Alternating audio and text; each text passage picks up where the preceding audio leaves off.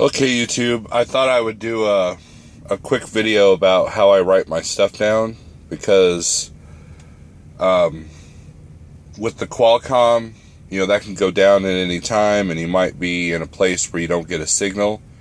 Now, we can get all this information on our mobile website if you're a Schneider IC, but the way I write down things is good for any driver. And I started this habit when I was a company guy. My trainer taught me to write everything down, because you never know when the Qualcomm will go down or you won't have a signal, and it helps keep everything organized. You can see for me, it kind of helps see the differences in miles and money. Now, Schneider gives us these pumpkin books, which they're handy if you need a phone number for something. But basically, they have all the info right here.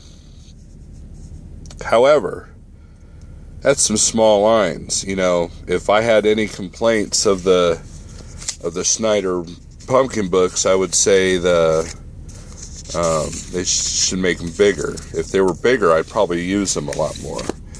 Now, back in Landstar, I would use this. I found this from my old Landstar days. You can find these at the truck stop. They're made by J.J. Keller, and they have all the information. The shipper, consignee, load number, and all that stuff. And this was handy at Landstar because your confirmation sheets were always set up a little bit different. But again, you got to write small, and it's a lot easier to lose this book than it would be this thing. So here's what I do.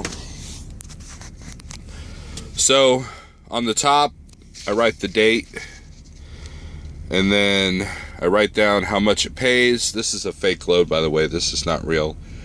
Load number. This is the number that will go in my logbook. For load number, and then also this is the reference number for everything. Shipper, this is the code number that we can type in the Qualcomm navigation. It's their location code. I always write these down, even if I'm doing the customer and over. That way, it's habit. And if we ever need a location code, which has happened before, it's right there. Then I write down the name, address. Then I do the pickup, date, open appointment, what my empty trailer number is, if it's a drop and hook, or even if it's a live load, I'll put that down. That way I'm not, because, we go through so many trailers at times, you forget which one you have. Then the master BOL number, this is the one that will also go in the logbook. It sometimes is different from the actual bills, but that's what they have us do. And then I put the weight. Then I put my beginning odometer miles and my ending odometer miles. Someone suggested that on one of my old videos, and I've been loving this, because what I do is I'll write down what their version of the deadhead is, what their total is, what their loaded miles is, and then A is for actual. So at the end of the trip, I'll subtract one number from the other and get this number, and then I'll put how much per mile it actually paid. Then here's the pickup number, and I use one of them old, here, I'll get it. I use one of these pens. You guys remember these? They still make these. You can still buy them at Walmart. They got the multiple ink. And the reason why I do that is for easy reference. Because the shipping information is all in black. And then pickup I put in green. And then delivery number I put in blue, because the consignee information is in blue. So again, consignee, you got your code, address, when it delivers on, what the trailer number is if it's different, then I'll put the times down. And then at the end of the trip, I'll put the trip sheet code, that we use for TransFlow. I'll put that on here so I can match. And then If there's directions that I need to put down, I put them here, and I put notes down here. And then if I have to, I'll put it on the other side. And then a lot of times I'll see, you know, if there's a place that's really kind of bad or I didn't like, I'll write that down in the notes. If there's like a gate code or a certain way you check in, sorry for the shaky camera, I've had too much coffee. Then I'll write that down as well. But anyways, this is, you know, am I making a lot of work by doing this? I remember I was running with a friend of mine and I had to do all this before we left. And he was like, man, come on, what are you doing, you know? So I take the extra 5 minutes to do this for every trip. And then when this notebook gets full, I'll write down the dates. And then I'll put it with the year, the corresponding year with all the trip sheets. And I've got that for taxes. Because, you know, basically this becomes a written journal as well. And so, like I said, company guys can do this too. You know, and then what's interesting is the actual miles and then the total miles.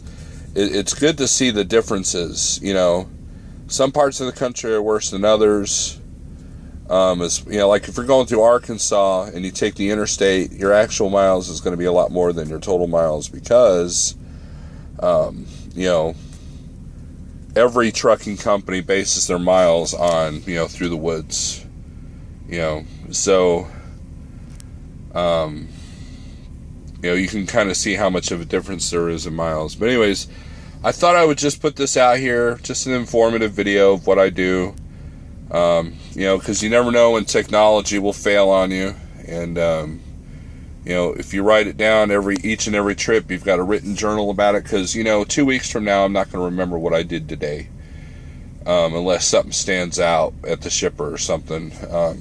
And even if I'm doing the same 2 loads for the next 3 weeks, I still do all this.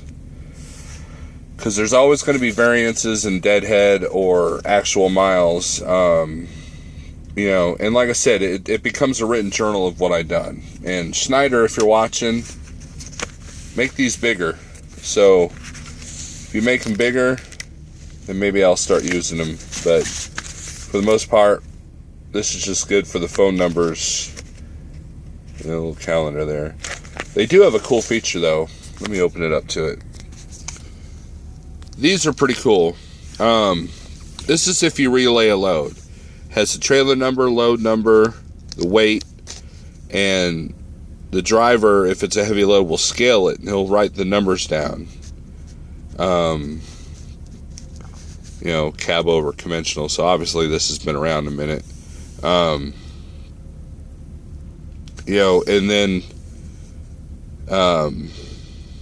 you know, it's kind of cool because then you kind of know the weight and how much fuel the person has. It's having trouble focusing.